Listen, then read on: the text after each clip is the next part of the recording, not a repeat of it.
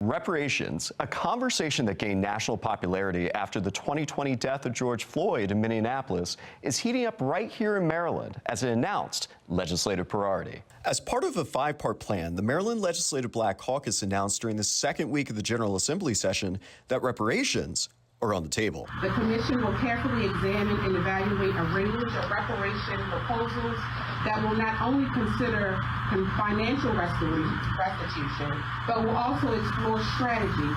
A conversation that has a Baltimore minister heated. Where has that been successful relative to African Americans? Pastor P.M. Smith of East Baltimore's Huber Memorial Church questioned how government-provided monetary payment would fix racial injustices. For me, it's not about reparations, it's about preparation. I have an obligation as a baby boomer to prepare my children and grandchildren for success in the world they're living in, regardless of what they encounter. During a Saturday service day with West Baltimore Charity promoting his newly launched Service Corps program, we asked Governor Westmore about his support. The Maryland General Assembly has a very aggressive agenda this year, as you know.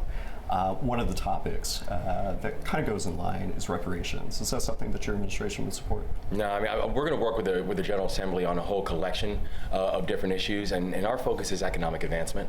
Our focus is economic growth. It's making sure that we can really meet people where they are and make life more affordable. His non-answer is his standard answer.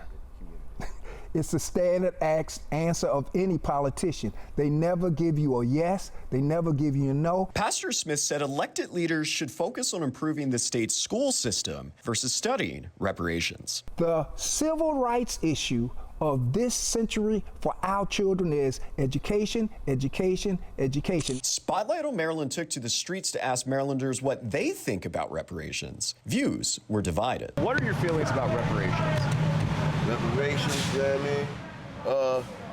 Well, I feel that it would be much needed for the copper community and much needed for everybody else. People that feel like they've been victimized, they should be compensated for being victimized. I would say we should focus in on the generation of children and think about how to raise resources to support the public school system before we think further about reparations. Our team requested an interview with the Legislative Black Caucus on its reparation plan.